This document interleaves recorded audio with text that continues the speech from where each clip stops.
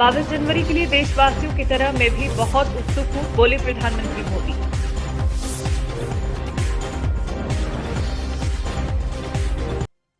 राजस्थान में आज होगा नए मंत्रियों का शपथ ग्रहण समारोह, विधायकों को आने लगे फोन।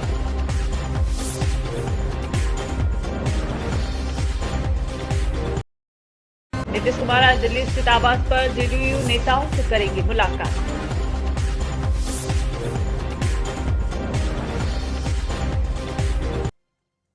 विपक्ष को लेकर हेमंत बिस्वा का बयान, बाबर के लोगों से डरते हैं ये लोग, नहीं जाएंगे अयोध्या।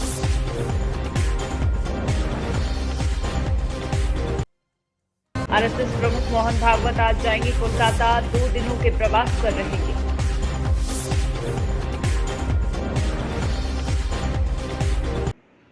मध्य प्रदेश के गुना जिले में सामाजिक उत्थान मंच द्वारा बस दुर्घटना से ग्रसित दिवंगत आत्माओं की शांति के लिए भावपूर्ण श्रद्धांजलि दी गई है।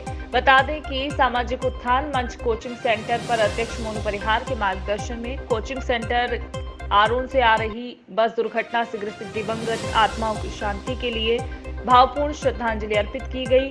घायल व्यक्तियों के शीघ्र स्वस्थ होने की ईश्वर से प्रार्थना की गई। तो इसी दौरान समिति के सभी सदस्य भी उपस्थित रहे।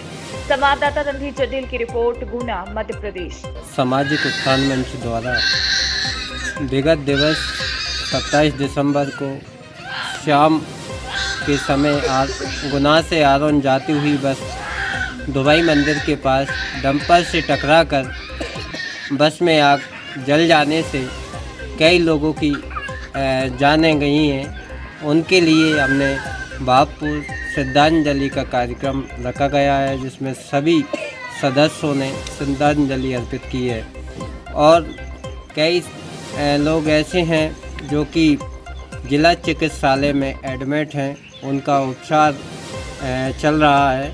ईश्वर से हम प्रार्थना करते हैं कि ईश्वर उनको जल्द से जल्द स्वास्थ्य करे। मोनू सिंह परिहार, सामाजिक उत्थान मंच।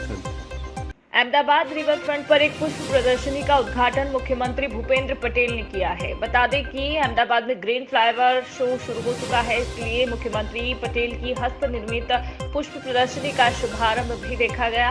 अहमदाबाद में फ्लावर शो 15 जनवरी तक चलेगा। गौरतलब है कि इस बार 7 लाख से ज्यादा पौधों से 400 मीटर लंबा फ्लावर शो स्ट्रक्चर बनाया गया है, जिसमें सुबह 9 बजे से रात 9 बजे तक प्रवेश किया जाएगा।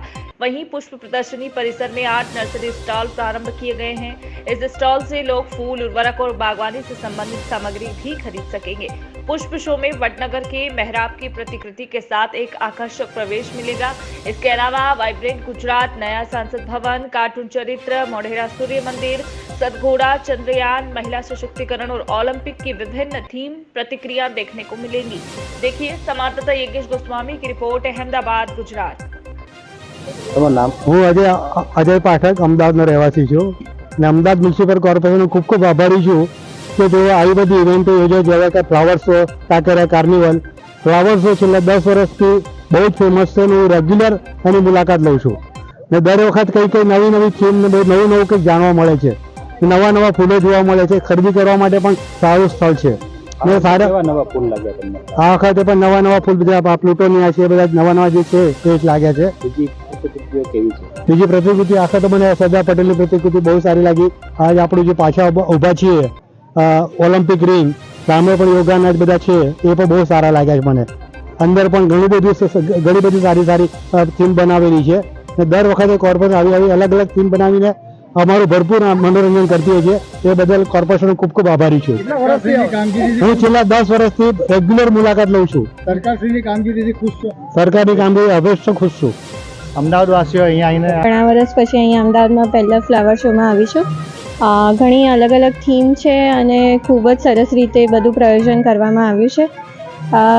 ખબર નથી કે આટલું સરસ રંગબેરંગી બધું જોવા મળશે. ખૂબ જ સારો અનુભવ છે. બધા એકવાર તો માણવું જ જોઈએ. દર વર્ષ કરતાં આ વર્ષે તમને શું નવું લાગે છે અને શું નવી વસ્તુની પ્રસ્તુતિ કરવામાં આવી?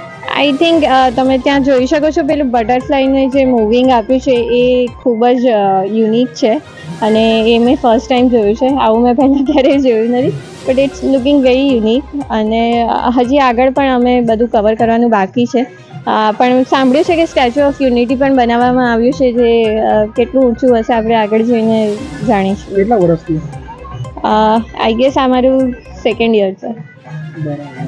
હા, ફેમિલી સાથે આવ્યા છો કેટલા? હા, ફેમિલી સાથે જ આવીશું. મારી છોકરી પણ છે, એને પણ ખૂબ અહીંયા મજા આવે છે બધું જોવા માટે.